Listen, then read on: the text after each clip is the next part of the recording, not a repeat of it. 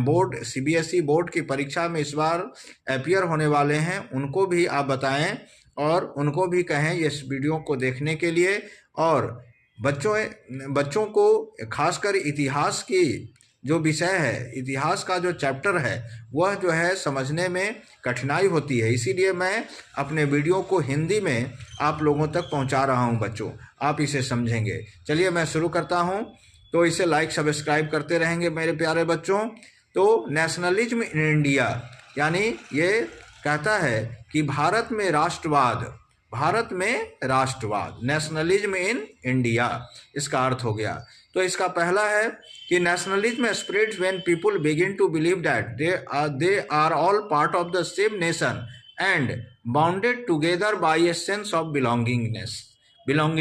इसका मतलब यह है कि किसी भी देश का राष्ट्रवाद जो है वो वहाँ के रहने वाले सभी लोगों को एक साथ जोड़ता है। और वो कैसे जोड़ता है? जैसे भारत माता के चित्र से, या देशभक्ति के गीत से, देशभक्ति के बैनर से, देशभक्ति के पोस्टर से, इस तरह के किसी भी कोई भी कार्यक्रम जो हम करते हैं देशभक्ति से संबंधित, उससे हमारे देश के लोगों की भावना जागृत होती है। और जब देश की भावना जागृत होती है, देश के बारे में हम सोचते हैं बच्चों, तो उसी को राष्ट्रवाद का नाम दिया जाता है।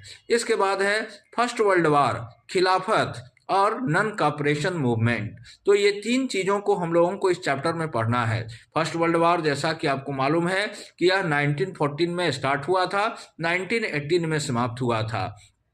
और उसके बाद खिलाफत मूवमेंट जो है, वह खिलाफत मूवमेंट जो टर्की के खलीफा थे उनको ब्रिटिश गवर्नमेंट ने जबरन उनको खलीफा के पोस्ट से हटा दिया था और टर्की पर आक्रमण करके उसको जीत लिया था। इसी के खिलाफ हमारे देश के जो मुसलमान लोग थे, मुसलमान कम्युनिटी के लोगों ने महात्मा गांधी से मिलकर अंग्रेज़ों के खिलाफ जो है खलीफा के नाम पर खिलाफत मूवमेंट चलाया था।